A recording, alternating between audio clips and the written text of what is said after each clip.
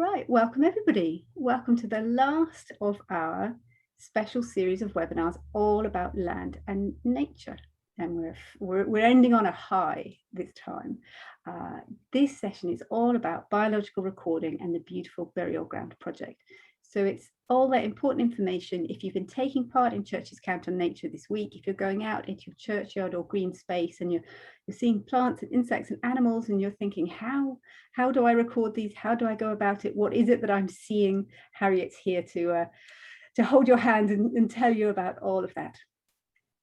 Earlier in the week, if you came to one of these webinars, I was saying that there were about 300 churches around the country taking part, but I understand now there's more than 500 churches taking part in Churches Count on Nature this week, which is amazing. So they're going out to their churchyards and seeing what they find there and maybe looking at it with fresh eyes, uploading that information into the National Biodiversity Network so that we learn loads about the precious ecology of our churchyards and burial grounds. In terms of the housekeeping and how this session is going to run, we'll be using the Q&A for questions rather than the chat. So please do find the Q&A, that's where to type your questions, and you'll also be able to see other people's questions, and you'll be able to click the thumbs up next to those questions that you're most interested in. After today has finished, I will send everybody the slides and any links from the chat and a link through to our feedback form. So take notes if you want to, but don't worry, the slides will come. And I'm also recording the session, and that'll be available in a few days via our website. This session, like Andrea's earlier in the week, if you came to them, we're doing slightly differently in that Harriet has pre-recorded the PowerPoint with her voiceover to guard against poor rural internet problems. But if you came to either of those, you know it took us a few seconds just to get it running. So patience as I get that going in a second. I always do trailers for the upcoming events. We have got 2 events going on this Saturday. There's the Sheffield Eco Church Festival, which is online. Already more than 200 people signed up for that. It would be lovely to have you there. It's tied in with Churches Count on Nature. And then also this Saturday, there is the Eastern cathedrals have got together to run a sustainable living, food and farming conference. So you're spoilt for choice tomorrow. Then looking ahead, we've got our new Eco Church webinars. Depending where you are in your Eco Church journey, the first is on getting started. The next is on how to move forward through the awards and gather momentum. And then the third is linking Eco Church and the net zero carbon synod motion. Then for the more technically minded, in July, we've got a session on heat pumps, because we know there's a lot of questions around whether heat pumps is the right way to go forward with church heating. And then into September, we've got 2 new sessions on environmental fundraising to help you find the money you need for your environmental projects. Right, on to the main event.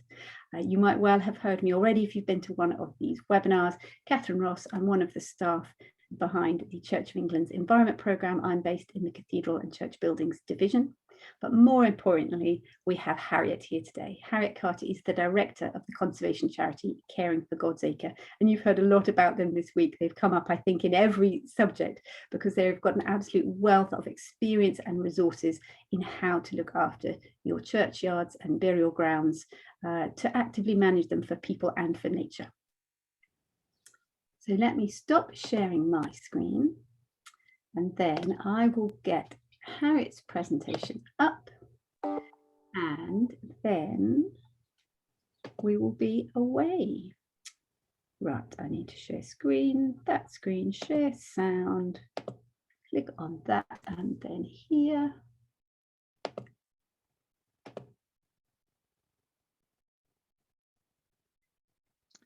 Hello, my name is Harriet Carty and I work for Caring for God's Acre. Thank you very much for inviting me to be part of your event today. Caring for God's Acre is a conservation charity which is dedicated to burial grounds of all types and denominations, from small rural churchyards or chapel yards to large urban cemeteries.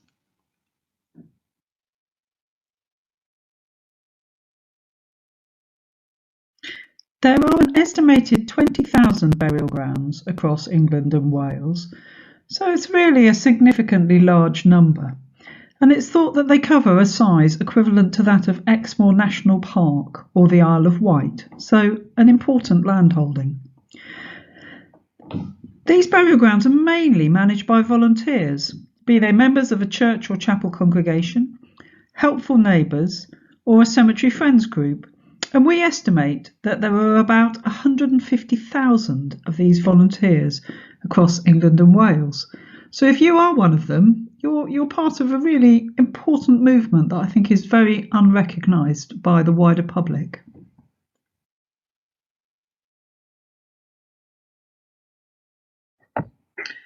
Churchyards are fascinating places for discovering local history and built heritage. They can be vital community green spaces too, and all of these aspects are very important to the charity Caring for God's Acre. Today I'm going to speak a little about their importance for nature and how you can help us to learn more about the importance of churchyards and other burial grounds for biodiversity.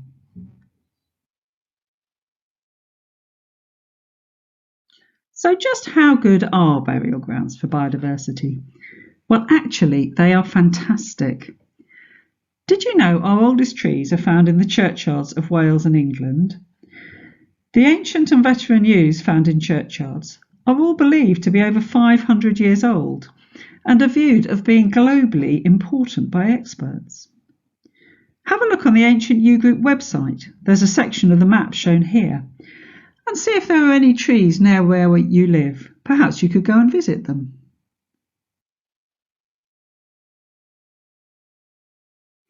As you can see from this slide, the yew trees may well be the oldest feature of a churchyard, in some cases predating Christianity in Britain. Perhaps this indicates a pagan sacred site prior to becoming a Christian one.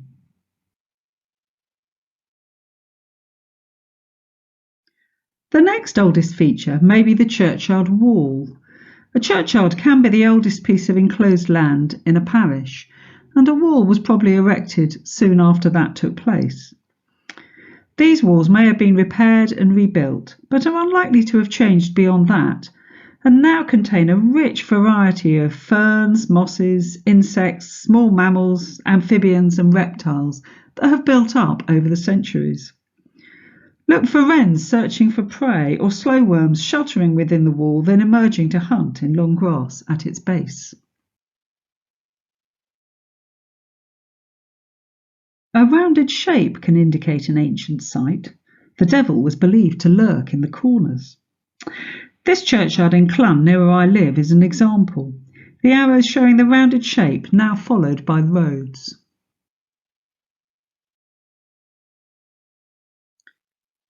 Lichens would also have colonised the stone walls and buildings, and now churchyards can be thought of as lichen sanctuaries, holding many lichens rarely found elsewhere.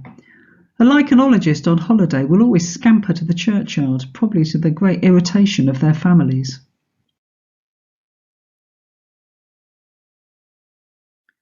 In the 18th century, permanent grave markers became fashionable and remain so to this day. This was perfect for the lichens. Gravestones are made of a variety of stone types. The carving provides different conditions of shade and moisture, and stones are close together, allowing lichens to spread. There are about 2,000 lichen species in the UK, of which over 700 occur in burial grounds in these accidental lichen sanctuaries. In the main, lichens protect the stonework. See how the letter E is eroded whilst the other letters remain legible.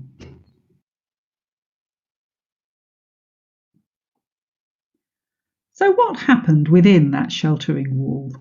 Flowery grassland, that's what. In the UK, we have lost a staggering 97% of our traditional meadows that our ancestors would have known so well.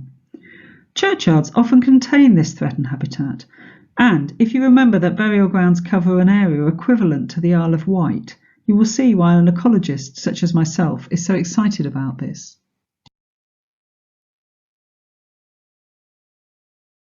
The reason why burial ground grassland is so special comes down to the management. This plot of land may have been managed year in, year out for over 1,000 years. In the past, churchyards were usually scythed in the summer, giving a hay crop, then lightly grazed to keep the grass down. Our tools may have changed, but this is basically what we do now. Of course, not all churchyards are over 1,000 years old. The 18th, 19th and 20th centuries saw great changes in how and where we live, with many people moving to towns and cities. A great many churchyards are Victorian in age, as are our magnificent urban cemeteries.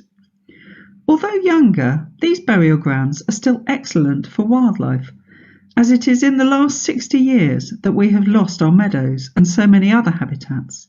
So land consecrated prior to the Second World War is likely to be full of species.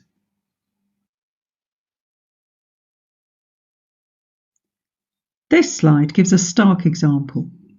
This churchyard in Leicester is Victorian and was probably consecrated soon after the railway was built. It would have been surrounded by gardens and fields, but is now almost the only green space there. A churchyard amongst intensive agriculture, although the slide would look much greener in colour, might not be more welcoming to wildlife than this one. We really are in a time of crisis.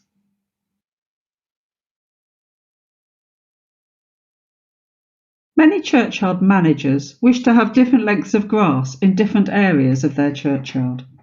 What does this do to the flowery sward? Well, provided grass cuttings, be they long or short, are collected and removed rather than left in situ or mulched, the species composition of the sward remains remarkably intact. This slide shows Shrewsbury Cemetery in the first year when the sward was allowed to grow after decades of tight mowing. You can see that the flowers are there, waiting to be released.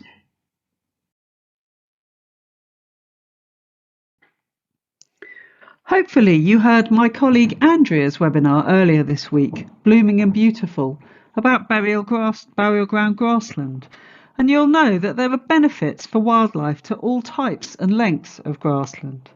Short grass, for example, provides excellent feeding for song thrush and wagtails, and if there are ant hills within it, green woodpecker. Solitary bees and wasps will find patches of bare ground in which to nest.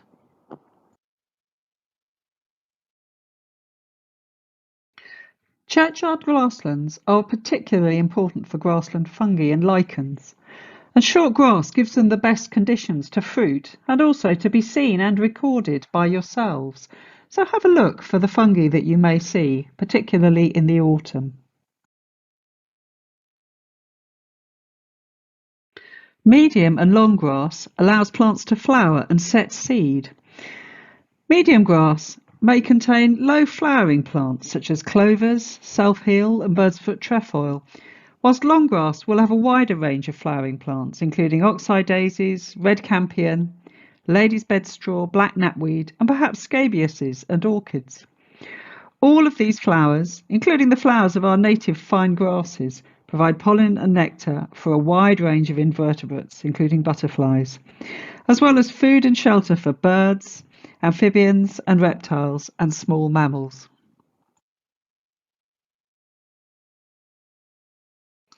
Many churchyards have a patch which looks like this and can be seen as a problem. But this tussocky grassland and developing scrub allows many species to overwinter successfully, tucked in holes in the ground, the base of coarse vegetation, and within hollow stems of plants like cow parsley and hogweed. A small area of tussocks will really boost invertebrate and small mammal populations, but do try and keep it in moderation.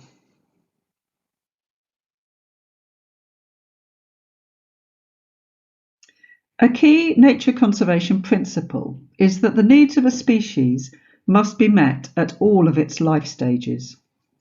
An insect, for example, needs a place to lay eggs on or by a food plant for grubs and caterpillars. It then needs a food source for the adult, such as nectar, and a place to overwinter as a chrysalis, adult or egg. If any of these needs for any of these stages are not met, the insect cannot survive. Churchyards are fantastic mosaics of habitats, supplying many of the needs of many creatures in this one small space. Trees, particularly older trees, provide nesting and roosting sites, as well as food for caterpillars, which are in turn food for small birds such as blue tits. Walls provide shelter within the gaps between stones, with many species overwintering within or by a wall. They are excellent basking sites for lizards, as well as hosts to an array of lichens, mosses and ferns.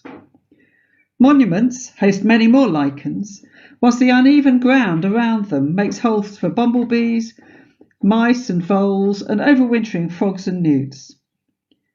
We have seen how different areas of grassland support different plant species.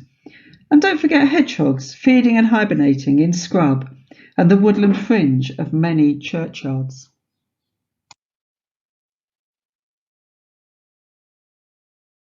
A favourite bird of mine is the spotted flycatcher, which gives us a good illustration of this habitat mosaic and how valuable it can be. Spotted flycatchers are birds of woodland edge and glades and are perfectly suited to churchyards, which act rather like a woodland edge or a glade. They nest within crevices in older trees and need a perch from which to hunt, catching insects such as butterflies and craneflies in mid-air. Low branches and monuments make great perches, and many photos of spotted flycatchers show them perched on a monument like this one. Churchyard grassland, full of insect species and free of pesticides, provide rich pickings. Spotted flycatcher populations have crashed by 89% since the 1960s, making it a bird on the red list of conservation concern, but churchyards and cemeteries are a stronghold for them. I hope this illustrates how the mixture of habitats and features are of intrinsic value. The whole really is greater than the sum of its parts. Churchyards and other burial grounds will become increasingly important in the face of climate change as they are so widespread. Each of the crosses represents a church or cemetery on this slide.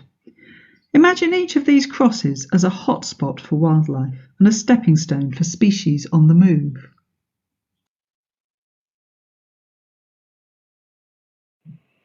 So we have seen how good churchyards can be for wildlife. What next? At Caring for God's Acre, we realised that we really need to understand them better and to learn just how great their contribution is as a Noah's Ark for our beleaguered wildlife. Biological records provide the basic information underpinning all meaningful actions to protect and enhance biodiversity. And at the moment, we lack any information at all about a great many churchyards and other burial grounds. In order to find out more, Caring for God's Acre started the Beautiful Burial Ground project 3 years ago, with the aim of encouraging investigation and recording to shed light on the biodiversity, the social history and the built heritage of all types of burial ground. We're extremely grateful to the National Lottery Heritage Fund who funded us in this project. And so to anybody there who plays the lottery, I'd like to say thank you. Your contribution is really important to us.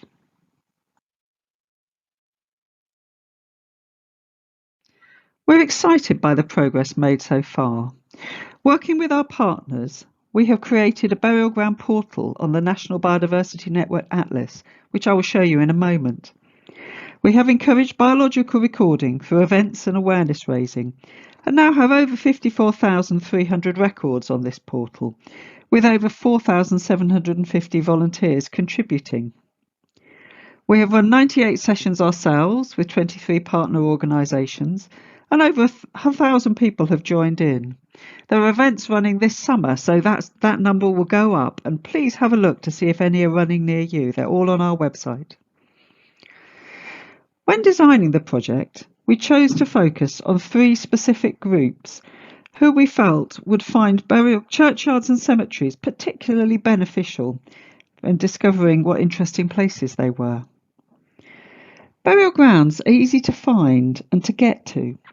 They tend to have excellent accessibility, including seats, parking, often disabled parking, and sometimes loos. Paths are usually good and there are rarely steps, and they are free to enter.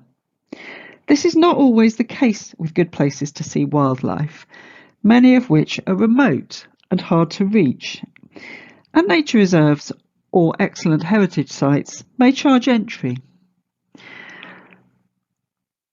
So we've run 40 bespoke sessions for people with mental health issues, working with a partner organisation, the Wellbeing College, those with reduced mobility and other disabilities, and those with young children. So far, over 750 people have attended. Here's a few pictures of people having a nice time looking at wildlife on some of our sessions.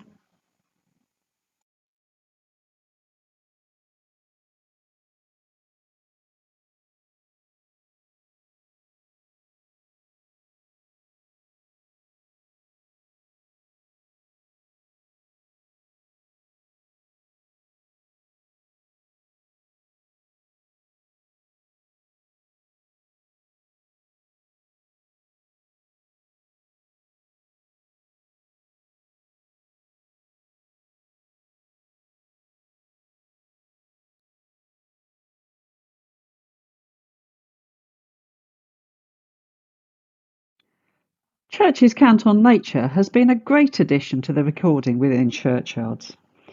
This is a partnership endeavour between the Church of England, Church in Wales, Caring for God's Acre and A Rocha. And we are nearing the end of the week now, and I hope that many of you will have taken part. But for those of you who have not, or who are not sure what happens to the lists of wildlife species that you have spotted, I'll quickly go through this.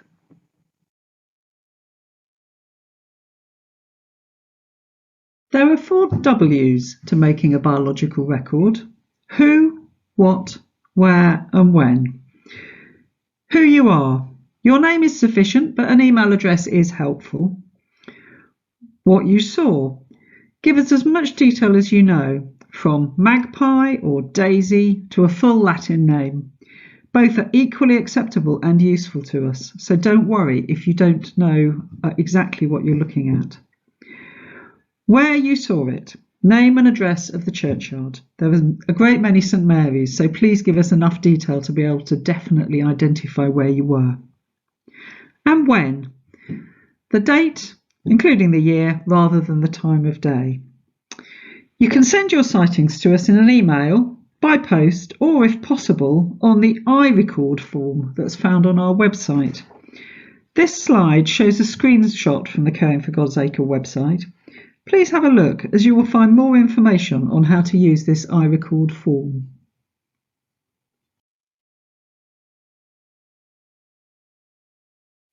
Your records will feed into the National Biodiversity Network system, where we have created a bespoke burial ground portal working with the NBN staff. It may take a while for the records to filter through the system, as they will need to be verified as correct.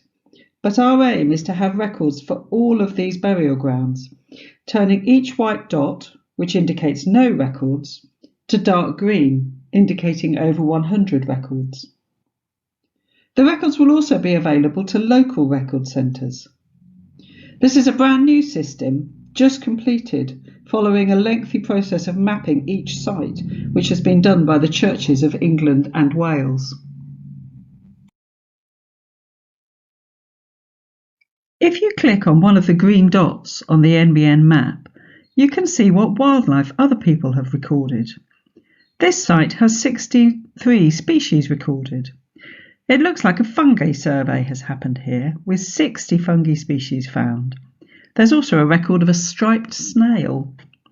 It would be lovely to receive records of the flowers, trees, birds and butterflies from this particular churchyard too.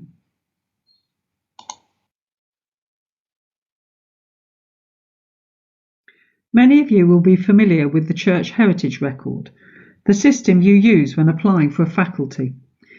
It has a churchyard section, which at the moment contains little information, but we are working with the Church of England to bring this biological data across from the National Biodiversity Network, the atlas that I've just shown you, so that if you do need a faculty, you'll be able to see what wildlife has been spotted and ensure that your plans take this into account. In this way, we're bringing biodiversity and the knowledge that you are going to be providing for us into the very heart of church planning, really helping the church to fulfil its aims of supporting and enhancing nature. Working closely with the church heritage staff in both England and Wales, we will be adding new fields to the churchyard section of their system. The new fields are designations. Is the churchyard a local wildlife site, or even a site of special scientific interest, a SSSI? Veteran and ancient trees. We are turning to both the Woodland Trust and also the Ancient Yew Group for information on the oldest trees within churchyards, both the magnificent yews and also other species of trees, like this fantastic oak in Castle Church, Stafford. Seek advice species. This will be a list of rare, protected or particularly special species that, if present in your churchyard, need careful consideration, particularly if you are planning any building work. Many of these have legal protection, such as bats, great-crested newt or adder. Others, like nesting swift or house martins, need small adjustments to works to prevent damage to their nests when carrying out such processes as perhaps roof repairs. We hope this will be a useful addition to the Church Heritage Record, making it easier to stay within the law by planning from the start with accurate knowledge. The final new field will be an ecological summary or digest, drawn from the raw data of the NBN Atlas and put into context. It will give you an idea of the richness of your churchyard, how many species are rare or threatened, and whether the grassland is the ancient meadowland that I have described earlier.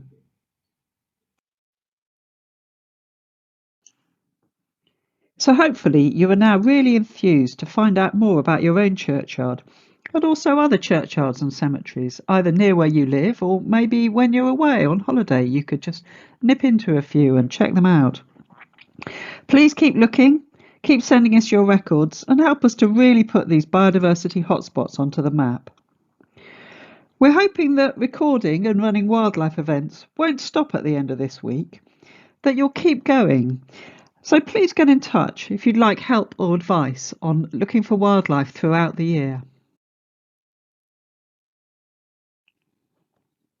Here are a few wildlife spotting ideas for you.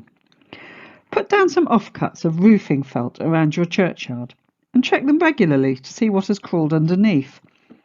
Slowworms in particular will go under roofing felt to warm up at the start and the end of the day. Is there a local moth group or an enthusiast who would run a moth trap?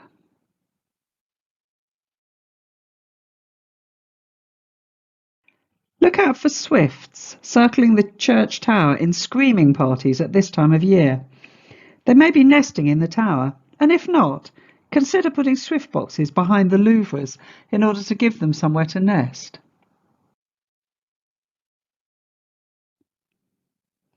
If your churchyard is near water, you may be lucky enough to have grass snakes hunting in it. Look for leathery eggshells in compost heaps when you empty them in the autumn. It's a favourite nesting place.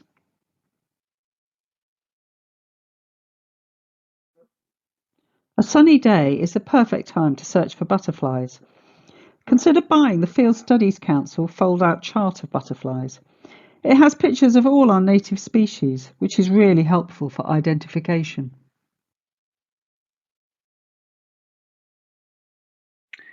If you see a small blue butterfly flying high up within trees, it is very likely to be the churchyard butterfly, the holly blue. The holly blue has 2 broods, so adults can be seen on the wing in early spring and also late summer. This page from our starter guide can be used to identify animal tracks in soft mud and also in snow. We have resources to help you to understand your churchyard and to manage it, and also to involve other people. Many of you have received copies of our starter guide or purchased the fold-out chart. Have a browse of our website. There's a lot of useful information there, and please sign up to our e-newsletters.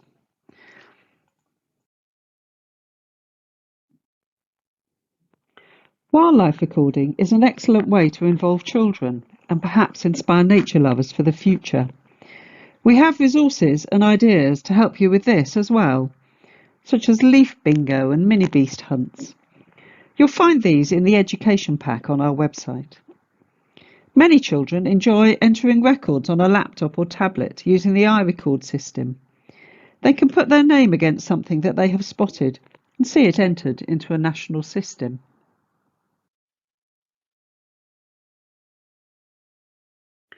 Finally, please consider becoming a member of Caring for God's Acre. We depend on our members as we have no central funding stream, so please join us. Thank you very much for listening to this talk. I hope you've enjoyed it and also the other webinars in this brilliant series, and look forward to hearing about the wonderful wildlife in your churchyards.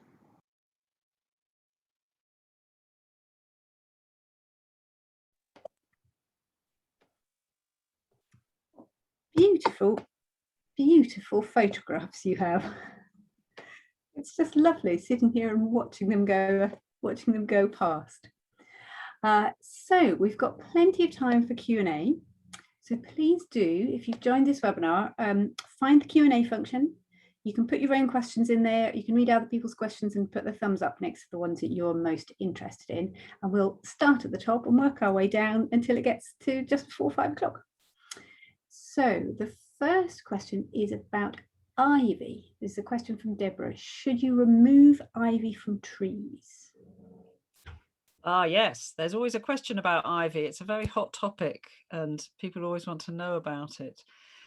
On the whole, the view of tree experts is that ivy does not damage trees. It does not damage trees. Apart from the weight, the added weight it gives in the winter when the tree has lost its leaves, if it's a deciduous tree, and the wind should be whistling through the branches and the ivy can act like a sail.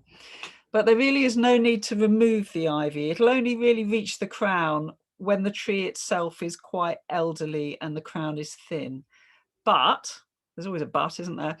We do really recommend, and not just us, I mean, Ancient Yew specialists do as well, really recommend that you remove ivy from yews. I think it's because they're so slow growing and so long lived. The ivy can be equally long lived and actually sort of encase the branches, almost be squeezing them. So get the ivy out of your yew trees if you can. And probably if you've got an ancient yew or you've got a lot of ivy in there, you really do need an expert to help you with that, to very gently, you know, work it out bit by bit without damaging the tree. Very good. Next question is, this is a very interesting question. How will the sightings be verified? Will there be a need for a photo for each sighting? So people have gone out, they've made their recordings of who and what and where and when. How does the verification process work? So the verification process works in that an expert, a voluntary expert, is the most amazing system that we have in Britain. It's quite special. Not many countries have this.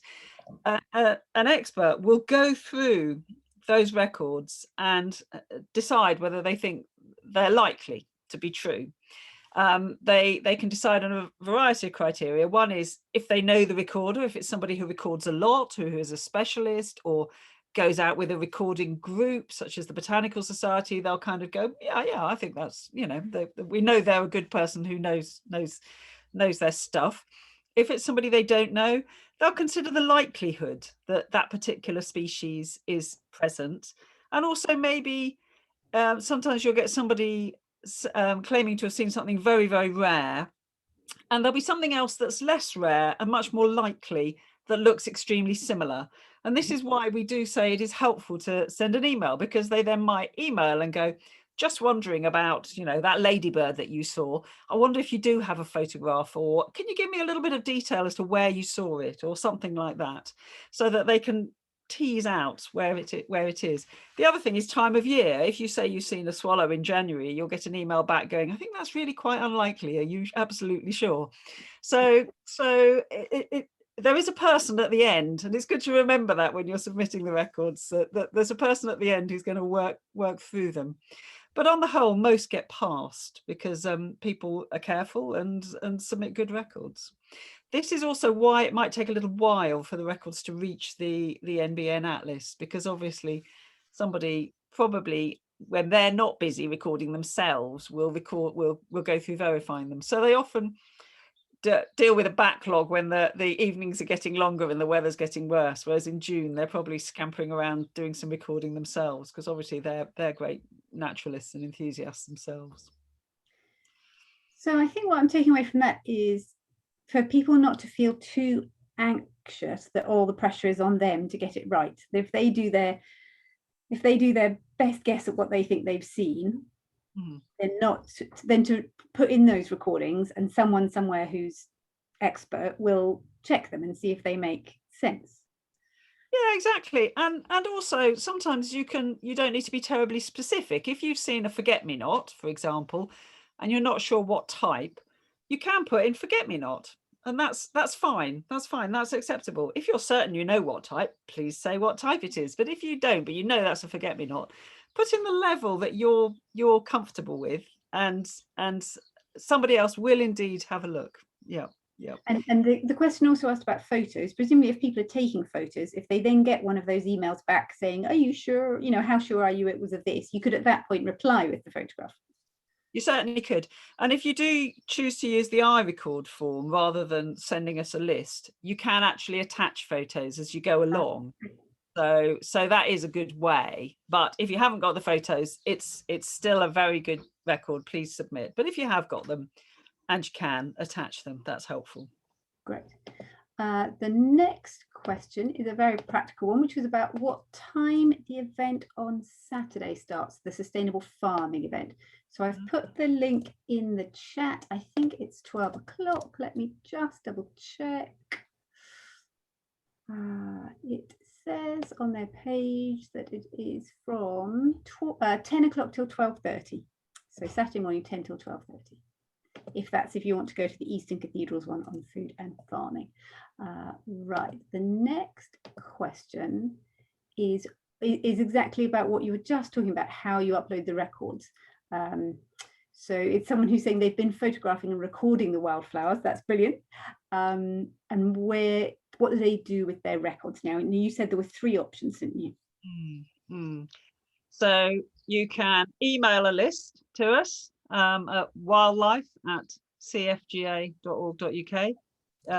If you can go onto our website, you will see that email. I can say it again at the end if that would be helpful. I'm just putting it in the chat. I've got wildlife@cfga.co.uk. .org.uk. Org.uk. Right, I'll put that in the chat right now. Brilliant. You can bung a list in the post. If it's handwritten, please try and make it as legible as possible. But we'll do our best to upload it and make sure you give us all the detail as to where you were and who you are and when. And the other thing is you can use this digital system, the iRecord system, which you'll find again a link on our website. Will take you through to our iRecord system. I think there was a question later about whether to use ours or to go to somebody else's. If you use ours, it is helpful. So if you go onto our website, you'll see a link onto our iRecord system, and then you just start to put your information in, and there is a little video explaining how to use it, which is quite helpful. So hopefully that will work for you. But if that sounds like a chore and you think, oh, I can't be bothered to go onto a system and type it all in, and I've got it all written here, please send it us somehow. We'd much rather have the records not on the digital system than not have the records. So whatever works for you, really. If I just share my screen and make sure that I'm pointing people towards the right thing. So this is the page, isn't it, Harriet? They go onto your website. Yeah. And then over here it says share via iRecord. Give that, I can't remember what happens. Give that a click. Let's see. So we're going to share via iRecord, and Nothing happens, Catherine. Oh dear. my internet is trying hard to load a web page and be on Zoom at the same time. Right, so this is the portal you're talking about, that people will go in here and add their record. Yeah, and I think possibly that's yes. There we go. Lovely. So if I Do that. I take that link and put it in the chat, people will have exactly the right link to follow at the end.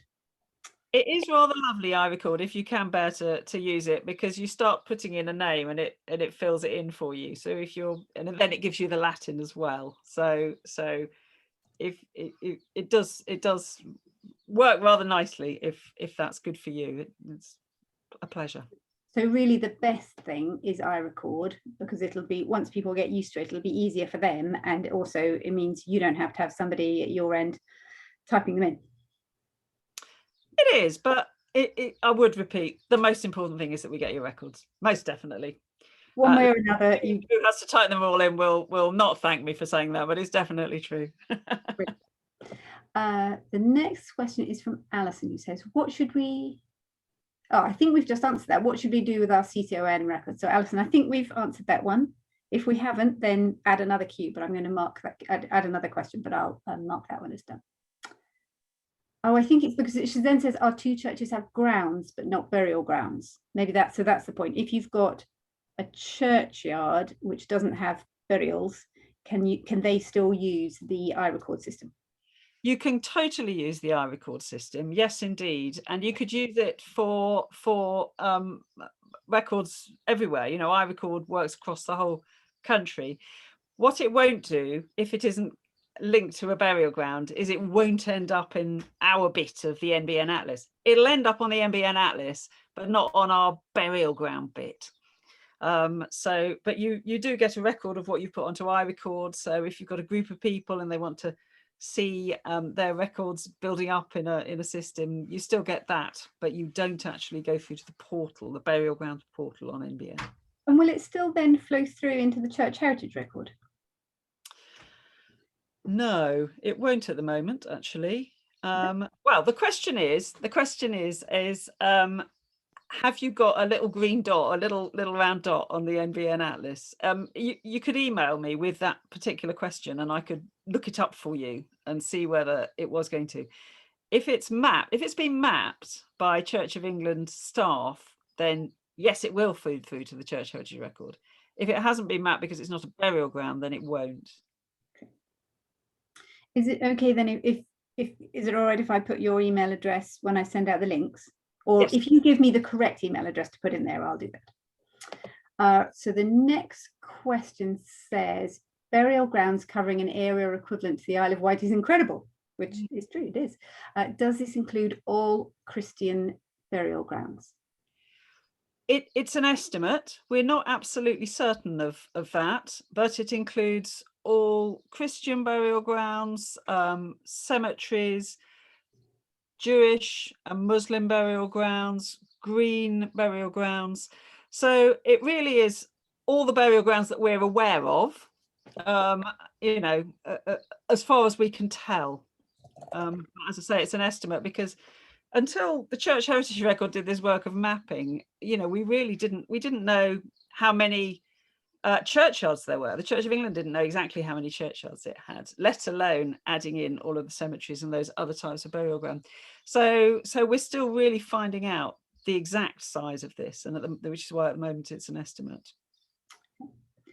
The next question is about scythe training and the link through to it. So I'll put that in the chat now, which is through to the Scythe Association, something which before this week I didn't know existed. But Andrea was telling us about learning to scythe with the Scythe Association, which is hard to say.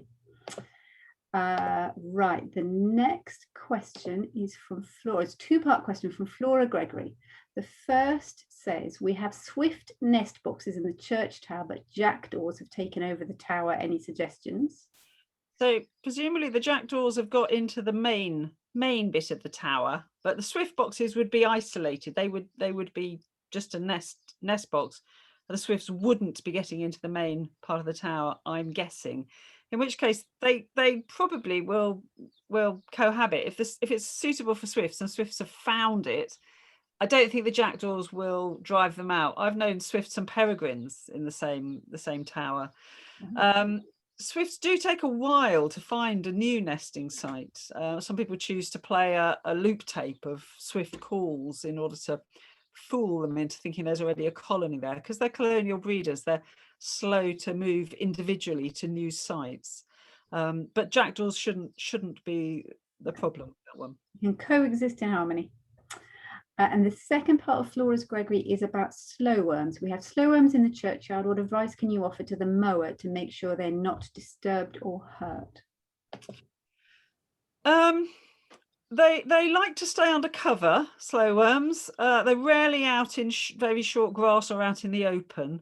So they tend to be in long grass at the base of walls, some sheltering somewhere. They stay under cover. So being particularly careful if cutting long grass is helpful. The middle of the day, they're most quick, they're most active because they're warmest. So perhaps trying to either cut when it's really cold and they'll be well and truly out of the way, or when it's really good temperature so they'll be able to hear that mower and move would be good. The times that amphibian and reptiles are particularly vulnerable to damage is when they're warming up, so they're sluggish. So that would be my advice. So your sunny afternoon. It'd be the most awful experience for your poor person operating the mower. So we've got a follow-up question on ivy. So the ivy question was more to do with, is it okay to remove it from the wildlife's point of view? Oh, okay. It is brilliant for wildlife. It's true. Ivy is great. It offers shelter. It's really good cover. It flowers very late, so you'll hear it literally buzzing with bees in the early autumn when other flowers are over. The berries are good food source. It is, however, quite common in our countryside. You know, ivy is not something that is particularly rare.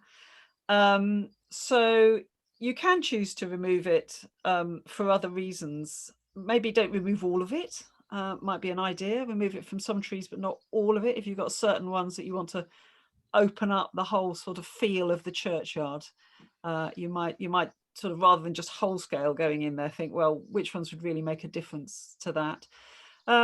Would it be useful to talk a bit about, oh yes, the next one is about ivy and lichens on gravestones. So if I just sort of jump straight onto monuments. Ivy on monuments is another question that always comes up. It's something that obviously everybody's having to deal with who's managing churchyards and being given conflicting information on. There's various sort of, and it isn't a very clear picture, which is why it's confusing. The first thing to know is that if you've got a monument that's covered in lichens, that's probably quite likely to be really quite an important population of lichens, and ivy will kill them. Ivy will shade them out, and lichens don't like being shaded out. So if you've got lichens, you might try and keep ivy from invading and covering them over. The other thing is to say that if you've got a complex monument like a chest tomb or a cross, ivy will get right on in there in those cracks and push it open. It's extremely destructive to a complicated monument. However, if you've got a simple monument, like just a simple headstone, it's very protective. And Historic England would advise you against removing ivy as a general rule from simple monuments, because it's keeping the weather off, the erosion off, and the air pollution off. So it's protecting them.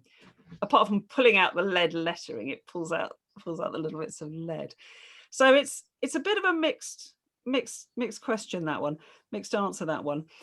And the other point is that if you've got ivy that's really taken hold, say, of a chest tomb, do not by any means start removing it, because the whole thing may fall apart. Or if it doesn't fall apart on the people removing the ivy, it may then be extremely unsafe and you'll have to take urgent safety action, which may be very expensive. So it both pushes things apart, and then when it's got a hold, holds them together. It's the same with dry stone walls. I mean, I'd always say with ivy, have a think why you're removing it. And so if, for example, you're about to do a monument recording project, you've got a local history group, they're really keen to record all of the inscriptions, that is a very good reason for removing ivy. If you just feel that some people have complained and you should remove the ivy off a whole host of Victorian memorials that, as far as you're aware, nobody is particularly wanting to visit and record at the moment, you're giving yourself an awful lot of work, and you are removing something that is actually both protective and very good for wildlife. So you might go, well, no, we're not going to remove the ivy there, but we will make an effort to stop it getting a hold on the crosses or the chest tombs, and we will make sure that it doesn't get a hold on current and, you know, modern gravestones. So hang on, have I answered the question? Was there anything else within that one?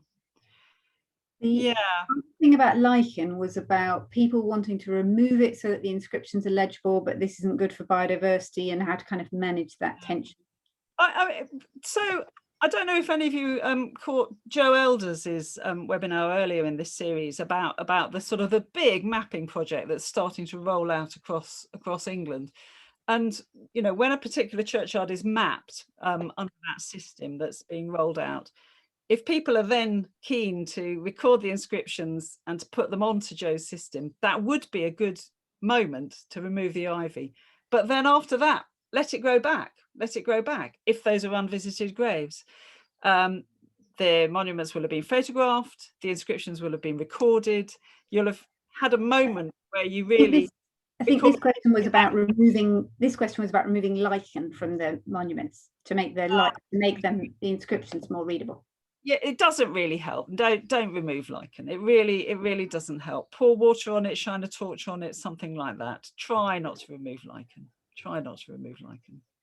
In fact, if I share my screen quickly, this is one of the slides from Joe's webinar earlier in the week.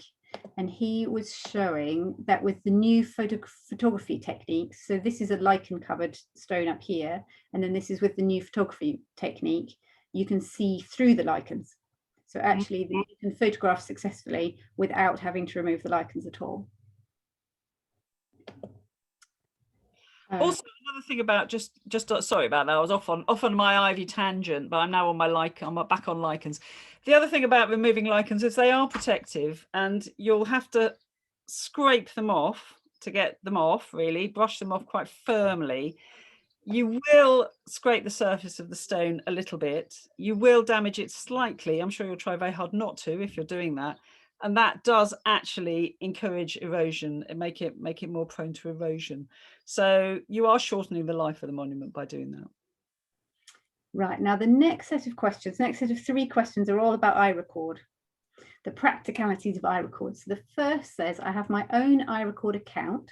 If I set up my churchyard as one of my favourites by using the map, will it end up in the NBN for our churchyard? Jolly well should do, yes. That is the hope. Lovely.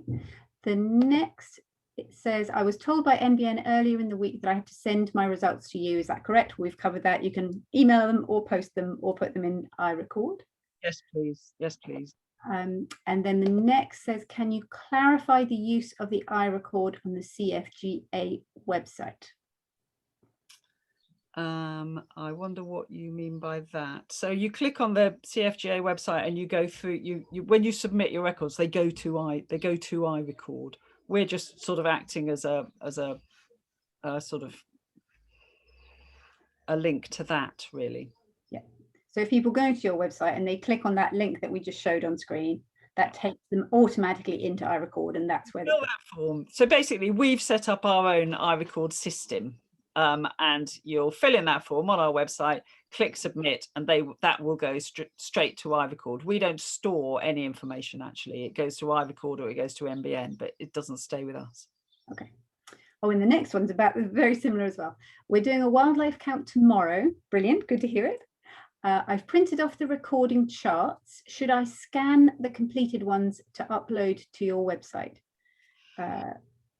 You wouldn't be able to upload them to our website. What you can do various things. You could scan the completed charts and email them to us, or you could use those completed charts to then fill in an iRecord form. or you can put them in the post without scanning them. Yeah. So either they can go through each line on the recording chart and put them onto iRecord, or they can send them or email them to you, and someone at your end will do the same thing. Yep. Lovely. Very similar. The next one says, can the iRecord system accept lists of species we've already typed up? So no, either put them in individually into iRecord or send them or email them. Yeah. We have got somebody standing by expecting to spend quite a bit of the next, I don't know quite how long, putting records in. He's very quick at it. So as I say, if you don't feel like going through and doing it all over again when you've typed it up, just send it to us like that. That'll be fun. The thing not to do is to keep them with good intentions and then find them still on your sideboard, in 3 months' time. That is the thing. If you're not going to do them straight away, send them to Caring for God's Acre. They want them. That's why we've done this whole project. So please, if you kind of mean to do it but don't get around to it, it would be much better for you to post them or email them. The next question is from Karen. Our church has an area as a garden of remembrance where ashes are buried, not in containers, but no graves. Is it still considered as a burial ground? And where should we record what we spot in the rest of our churchyard, garden and woodland? The first thing is, please do record. We'd be delighted to know what you found.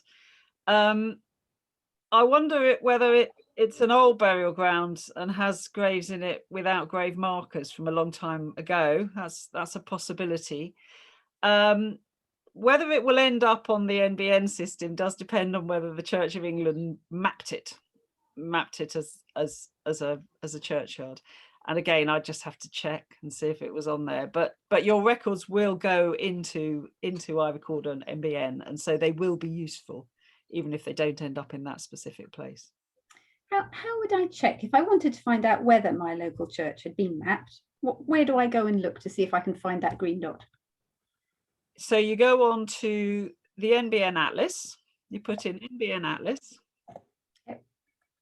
And then in the far right-hand corner, it offers you choose your atlas, and you'll see the beautiful burial ground is one of them. Right, so I go into NBN Atlas, and I go to where it says choose NBN Atlas. Yeah. I choose beautiful burial ground portal. There we go. Yeah. And then if you click on search. Click on search, right? No, sorry, where it says search, line below. Ah, I see. This search here. Yeah. Very good. Yeah. It's very big, the atlas. It may not be able to. Here we go. Click on map. Yeah. We'll see if the internet can cope with me doing this. Oh, there we go. Yeah. Okay. What you're seeing is that these circles is a little churchyard. So you press that plus button so that you've got a chance of seeing what on earth's going on. Just keep pressing away, and then moving the map so that wherever is central. Yep. Could just drag it. Lovely. Yeah. And just keep going until you get to an individual dot. Click on it. I think we've got the idea of how it works, and it's making you sound like a Dalek, me trying to do that whilst using Zoom on my laptop. So I will. My talk was doing a bit of that underwater stuff. I don't know if it was for other people or it was our internet toing and froing, but there was some. So let me put that in the chat, and then people have got it and they will know how to go and find out whether their place is on that map. How are we doing? 1 minute to 5, right? How many questions were left? Oh, Q&A, right? I closed it whilst I was looking at that webpage. Should you remove moss from memorials? I'm assuming that's the same answer as lichen before. There's no need. I mean, moss indicates that you're in a shadier place, perhaps a damper place. Water may be damaging to your monument, but it won't be actually the moss that's damaging. You may have moss that makes a path, or if a path has got slabs on it, very slippery, in which case that would be a different consideration. But don't remove it for the sake of the memorial. And then the final one was a follow-up point on the garden before, but I think we've shown Karen how she can find out whether her churchyard is on that map or not. It's 5 o'clock. If people will stay one more minute, I would love to ask you though, Harriet, if people have joined this webinar and are thinking, right, what should I do first? What should I go and do tomorrow in this whole topic? What would you say to people as a first step to take? Well, I'd ask everybody to try and do one biological record, because it's quite a barrier. You kind of feel like you listen to something like this and you go, yeah, but they don't really mean me, do they? Because honestly, I don't know what I'm looking at all. Try and do one. And it can be a holly tree, it can be a molehill, it can be a magpie, but just see if you can do one. And then you'll go, well, that was easy. Oh, I can do more than that. and then perhaps you'll find that it's something that you take an interest in and it becomes a fun hobby. Yeah. So go into your local churchyard, spot one thing you know, write it down, go home and see if you can get it onto iRecord. And if not, send it in an email and we will. Lovely. Thank you so much, Harriet. That's Caring for God's Acre. You're just full of such a wealth of deep practical knowledge and really good at explaining it so clearly to people. So thank you so much for running this session, and thank you for everything you and your team have been doing to run Churches Count on Nature. I know it's been a runaway success, but that has been the load has come your way. So thank you for everything you and your team have done. And thank you to everyone who's joined us for today's webinar. And if you've been to anyone's earlier this week, I will send you an email now with Harriet's slides, with all those links from the chat so that you know how to follow things up, and with a link through to our feedback form. Do hope to see you at one of our future webinars on another topic, and enjoy going out into your churchyards and getting started in recording. Bye. Bye-bye. Thank you.